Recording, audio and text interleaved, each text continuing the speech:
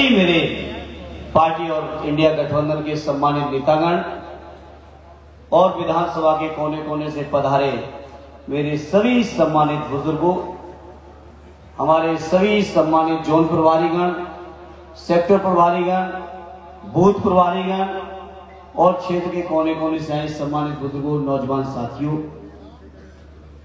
आज के इस मौके पर सबसे पहले भाई नफीस साहब का मैं हृदय से बहुत आभारी हूं कि एक मीटिंग के माध्यम से ही पूरे गोपालपुर के हमारे जिम्मेदार साथियों से मुझे बात करने का, मुलाकात करने का जो मौका दिया। पिछले चुनाव में हम लोगों के पास इतना भी समय नहीं था कि इस तरह की हम लोग कोई एक बैठक भी कर पाते। इतने कम समय में आप सबके सहयोग से, आपकी मेहनत से न केवल चुनाव लड़े बल्कि गोपालपुर के लोगों ने ऐतिहासिक तौर पर चुनाव जिताया था। उसके लिए भी आज इस मौके पर आप सभी का मैं आभार व्यक्त करता हूं।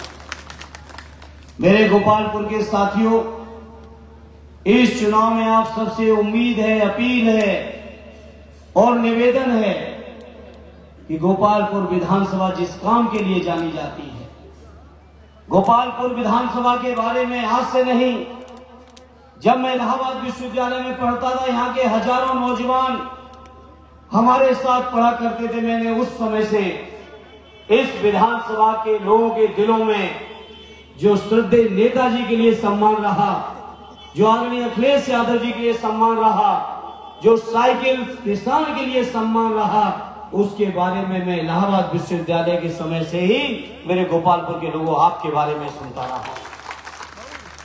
आज जब उत्तर प्रदेश और देश का ये चुनाव चल रहा है लोकसभा का, आजमगढ़ से आदरणीय अखिलेश यादव जी ने मुझे एक बार फिर उम्मीदवार बनाया है, तो मैं अपने गोपालपुर के साथियों आपके बीच प्रार्थना लेके आया हूं।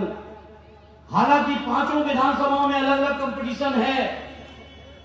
पिछले दौरे पे आए थे तो आदरणीय गुड्डू जमाली साहब, एमएलसी साहब कह रहे थे कि चारों विधानसभाएं जितनी जीतेंगे उतने से अकेले मुबारकपुर को जिताएंगे। लेकिन हम चाहते हैं कि आदरणीय गुड्डू जमाली जी जो कह रहे हैं, मुबारकपुर से एक भी वोट गोपालपुर का कम न रह जाए, ये हमारी आपसे प्रार्थना है। बताओ गोपालपुर वालों, कहीं से कमजोर तो नहीं पड़ने वाले हो। ऐतिहासिक वोटों से जिता देना मेरे साथियों। और ये चुनाव इसलिए भी जिताना है आपको क्योंकि ये बीजेपी के लोग जो सोच रहे हैं, पिछले 10 सालों से लगातार झूठ की बुनियाद पर झूठे वादे और झूठे जुमले देकर ये भारतीय जनता पार्टी के लोग जो घमंड में हैं, उनके घमंड को चकनाचूर करने की जिम्मेदारी मेरे गोपालपुर के साथियों आपकी है। साथियों, आप सोचो, लगातार 14 से झूठ चल रहा है। कभी रोजगार के नाम पे झूठ चल रहा है, किसानों के नाम पे झूठ चल रहा है, देश की अर्थव्यवस्था के नाम पे झूठ बोल रहे हैं, महंगाई के नाम पे झूठ बोल रहे हैं। और इस समय क्या जुमला दे रहे हैं कि हम 400 पार करेंगे। तो हमारे भी नेता ने नारा दे दिया, आदरणीय अखिलेश यादव जी ने, कि भारतीय जनता पार्टी अगली बार 400 हार। तो मेरी इच्छा यह है मेरे गोपालपुर आजमगढ़ के लोगों, जब बीजेपी के लोगों की हार की कहानी लिखी जाए तो सबसे पहला काम आजमगढ़ के लोगों आपको करना है मेरे साथी। क्योंकि आजमगढ़ के बारे में मैंने बचपन से सुना है, श्रद्धेय नेताजी की जुबान से सुना है, अपने और समाजवादी नेताओं की जुबान से सुना है कि आजमगढ़ के लोग जब जो फैसला लेते हैं वो ऐसा फैसला होता है कि पूरे देश में उस फैसले की धमक जाती है। ये मैंने श्रद्धेय नेताजी की जुबान से आजमगढ़ के लोगों आपके लिए सुना है। इसलिए हम चाहते हैं भारतीय जनता पार्टी के वो लोग जिन्होंने लगातार गुमराह किया है, याद करो 2014 के चुनाव के समय कहा था हर साल 2 करोड़ रोजगार मिलेंगे। उसी समय उन्होंने कहा था महंगाई कम करेंगे। उसी समय उन्होंने कहना शुरू किया था किसानों की आमदनी बढ़ाएंगे। और 2022 के चुनाव से पहले कहने लगे थे किसानों की आमदनी 2022 तक गुनी कर देंगे। आज मौका है बीजेपी, हमारे साथियों, ये बीजेपी का जो झूठ है उस एक एक झूठ का हिसाब किताब हमें और आपको मिलकर बराबर करना पड़ेगा साथियों। हिसाब लेना पड़ेगा इन बीजेपी वालों से। जहां कहते थे कि 2 करोड़ रोजगार हर साल होंगे, वहीं आज क्या आलम हो गया है उत्तर प्रदेश के अंदर। मैं समझता हूं 12-13 परीक्षाएं ऐसी हैं जो पिछले 7 साल में, जब से बाबा जी मुख्यमंत्री हैं उत्तर प्रदेश के, लगातार उन परीक्षाओं के पेपर लीक करके हमारे नौजवानों को ओवर एज बनाने का काम अगर कोई कर रहा है तो भारतीय जनता पार्टी के लोग कर रहे हैं। मामूली बात नहीं है। केवल 60,000 भर्तियां निकलती हैं और 60 लाख से ज्यादा नौजवान उस भर्ती में पास होने के लिए परीक्षाएं देते हैं। परीक्षाएं देते हैं वहां तक गनीमत है, लेकिन परीक्षाएं देने के साथ साथ उन परीक्षाओं के पेपर लीक करके जिस तरह से नौजवानों के भविष्य के साथ ये बीजेपी के लोग खिलवाड़ कर रहे हैं, मैं अपने नौजवानों से कहूंगा बीजेपी के साथ इस बार ऐसा इंतजाम कर दो कि आपके भविष्य के साथ खिलवाड़ करने लायक ही न बच पाए। ऐसा इंतजाम भारतीय जनता पार्टी के लोगों ने कर दो।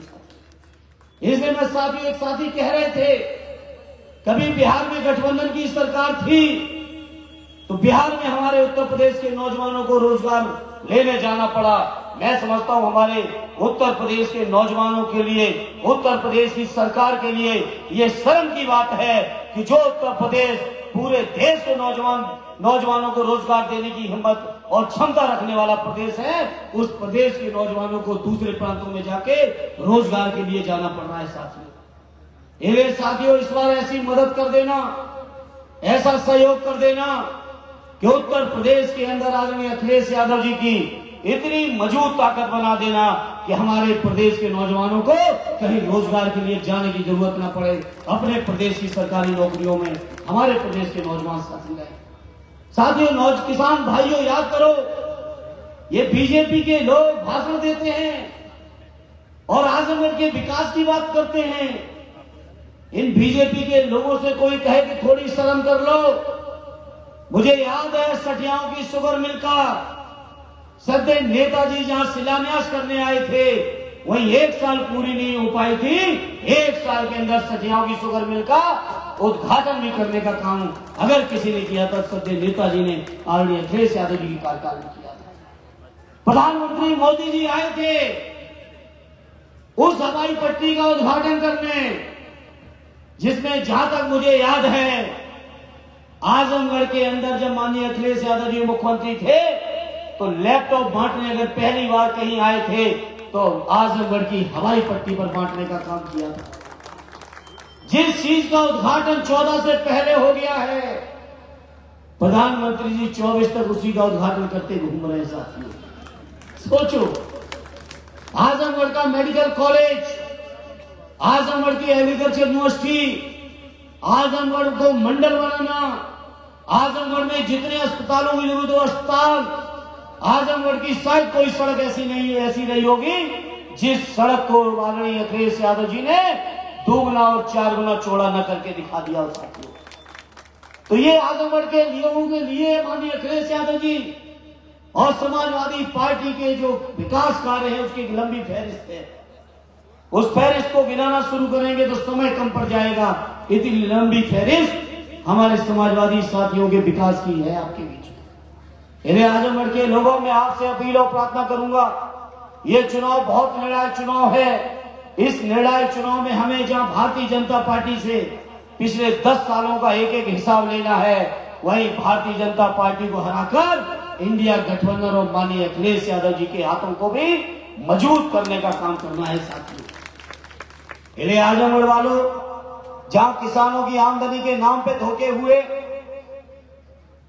मैं बदायूं में जब तक था, बदायूं के तो किसान रात रात भर अपने घरों में नहीं सो पाए, खेतों में सोते थे। बताओ, आजमगढ़ के किसानों का भी यही हाल रहा है कि नहीं रहा है? रात रात भर खेती की रखवाली करने के लिए लोग अपने खेतों में पड़े रहे, अपने घरों में नहीं सो पाए। तो बताओ मेरे किसान भाइयों, इन भारतीय जनता पार्टी वालों से हिसाब किताब बराबर करोगे कि नहीं करोगे साथियों? इसलिए मैं आज इस मौके पर आपसे प्रार्थना लेके आया हूं।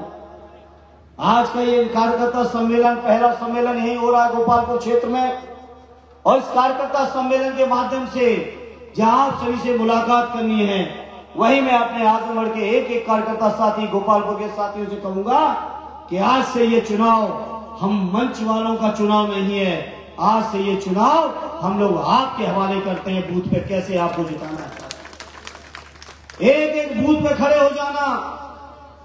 ये बीजेपी के लोग बहुत षड्यंत्र करेंगे, कहीं वोट कटवाने का षड्यंत्र करेंगे, कहीं आपकी पोलिंग को डिस्टर्ब करने का भी षड्यंत्र करेंगे, कहीं आप लोगों के बीच और तरह के भी तिकड़मे फैलाएंगे। लेकिन मेरे कार्यकर्ता साथियों, अगर आप मजबूती से आज से ही अपना अपना बूथ, अपना अपना सेक्टर और जोन अगर आपने संभाल लिया तो मैं समझता हूं बीजेपी वालों का फिर कोई भी षड्यंत्र आपके आगे चलने वाला नहीं है। बताओ मेरे भाइयों, खड़े होगे कि नहीं खड़े होगे बूथों पे मजबूती के साथ? और बताओ आप सक्षम हो इस बात के लिए कि नहीं हो? तो हम आपसे प्रार्थना करेंगे गोपालपुर के लोगों, जिस तरीके का आपका सम्मान रहा है, आपका नाम रहा है, उसी तरीके से आने वाले 25 तारीख तक इतनी मेहनत कर देना, इतनी मेहनत कर देना। पिछले चुनाव में तो समय कम मिल पाया था, कुछ अपने में रूठ गए थे, कुछ षड्यंत्र भी हो रहे थे, कुछ जमाली साहब ने भी हमारा आपका नुकसान कर दिया था। आज वो भी हमारे आपके साथ मजबूती के साथ न केवल खड़े हैं बल्कि चैलेंज दे रहे हैं। समाजवादी पार्टी को इतिहास रचने का भी वो प्रयास कर रहे हैं लगातार आदरणीय जमाली साहब। तो बताओ मेरे गोपालपुर के लोगों, रचोगे इतिहास के नहीं रचोगे? इसका कहीं से निराश तो नहीं होने दोगे? मैं एक बात का यकीन और भरोसा गोपालपुर आजमगढ़ के लोगों आपको दिलाता हूं, जिस तरीके से श्रद्धेय नेताजी ने आजमगढ़ के लोगों को माना समझा, जिस परंपरा को आगे अखिलेश यादव जी ने आगे बढ़ाया, मैं आपसे यकीन और भरोसा दिलाता हूं श्रद्धेय नेताजी के बनाए हुए रास्ते पर चलते हुए आजमगढ़ के लोगों आपकी सेवा में, आपके मान में, आपके सम्मान में और आपके स्वाभिमान में किसी तरह की कोई कमी नहीं आने दूंगा। ये मैं आप सभी को यकीन और भरोसा दिलाना चाहता हूं। साथ ही वो ये भी भरोसा दिलाना चाहता हूं, चाहे नौजवानों की, किसानों की, बुनकरों की, व्यापारियों की, गरीबों की, मजलूमों की, हमारे बेरोजगार लोग ज्ञापन दे रहे हैं इनकी, समाज के पिछड़े वर्ग के लोगों की, समाज के दबे कुचले शोषित पीड़ित, चाहे पिछड़े हों, दलित हों, हमारे माइनॉरिटी के लोग हों, आदिवासी हों या बेरोजगार हों, नौजवान हों, किसान हों, मजदूर हों, चाहे हमारे शिक्षा मित्र हों, चाहे हमारे रोजगार सेवक हों, चाहे हमारी आंगनवाड़ी की हमारी बहनें हों, चाहे हमारे अटेवा से जुड़े कर्मचारी हों जिनको पुरानी पेंशन चाहिए, इस तरीके के जितने मुद्दे हैं हर मुद्दे पर बहुत ईमानदारी से लड़ा हूं। और आने वाले समय में जब आजमगढ़ के लोगों की ताकत जुड़ेगी तो और मजबूती के साथ लड़ने का काम करूंगा, ये मैं आपको भरोसा दिलाता हूं। कोई मामूली इतिहास नहीं है आजमगढ़ का। ये मेरा सौभाग्य है कि ऐसे शानदार क्षेत्र, जिस क्षेत्र का प्रतिनिधित्व श्रद्धेय नेताजी ने किया हो, आज अखिलेश यादव जी ने किया हो, जिस क्षेत्र के अंदर समाजवादी बीज स्वर्गीय राम बच्चन जी ने बोया हो, आदि चंद्रजी जी से लेकर आदरणीय राम रहीस जी तक जैसे बड़े नेताओं ने जिस समाजवादी विचारधारा को लगातार यहाँ पे पुष्पित और परिणमित किया हो, ऐसे शानदार क्षेत्र के लोगों के बीच सेवा का मौका मिलना किसी भी समाजवादी कार्यकर्ता के लिए परम सौभाग्य का विषय है। और इस मौके पर मैं आदरणीय राष्ट्रीय अध्यक्ष जी को, आजमगढ़ के अपने सभी सम्मानित नेताओं को और आप सबको और आजमगढ़ के पूरे जनमानस को इस बात के लिए मैं धन्यवाद देता हूं। ऐसे शानदार क्षेत्र के लिए आप सबने और पार्टी ने एक बार फिर से मुझे चुनकर मुझे बहुत सौभाग्य का मौका दिया है। जहां पार्टी ने और आपने सौभाग्य का मौका दिया है, वहीं मैं इस मौके पर कह सकता हूं हम कहीं ना कहीं जिम्मेदारी भी मेरी बढ़ी है। श्रद्धेय नेताजी ने हमेशा कहा, जहां जितना सम्मान मिले समझते चले जाना कि सम्मान के बदले आपकी जिम्मेदारी भी उतनी बढ़ती चली जा रही है। इसे मैं आजमगढ़ के, गोपालपुर के अपने लोगों आपके बीच कहूंगा, नेताजी के सिखाए हुए एक एक रास्ते पर, नेताजी की बताई हुई एक एक बात को न केवल अच्छा सा पालन करूंगा बल्कि समाजवादी विचारधारा और आदरणीय अखिलेश यादव जी के मान सम्मान को बढ़ाने में कोई कसर नहीं रखूंगा। ये मैं आजमगढ़ के लोगों आपके बीच कहना चाहता हूं। आजमगढ़ के लोगों, ये बीजेपी के पास कोई मुद्दा नहीं है। समाजवादी पार्टी के खिलाफ कहने के लिए कोई मुद्दा नहीं बचा है। तो मन से क्या कहते घूम रहे हैं? मन से क्या कहते घूम रहे हैं? हम बाहरी हैं। मैं इस बात के जवाब में एक ही चीज पूछता हूं बीजेपी के लोगों, क्या आदरणीय प्रधानमंत्री जी बनारस के हैं? इसे बीजेपी वालों, हम समाजवादियों की तरफ उंगली उठाने की कोशिश न करो। अगर एक उंगली समाजवादियों की तरफ उठाओगे तो 4-4 उंगलियां तुम्हारी तरफ जाने वाली है। और क्या कहते हैं, घर नहीं है। मैं समझता हूं शायद गोपालपुर क्षेत्रीय पड़ता है, जहां कार्यालय बन रहा है। सदर है, सदर और गोपालपुर की सीमा पर आली राष्ट्रीय अध्यक्ष जी घर बनवा रहे हैं। कुछ ही दिनों के अंदर, 2 महीने 3 महीने के अंदर वो घर भी तैयार होगा और उसी घर में रह के आप सबके मान और सम्मान की, आपके स्वाभिमान की, आपके सुख की, आपके दुख की हर लड़ाई को लड़ने का मैं हर संभव प्रयास करूंगा।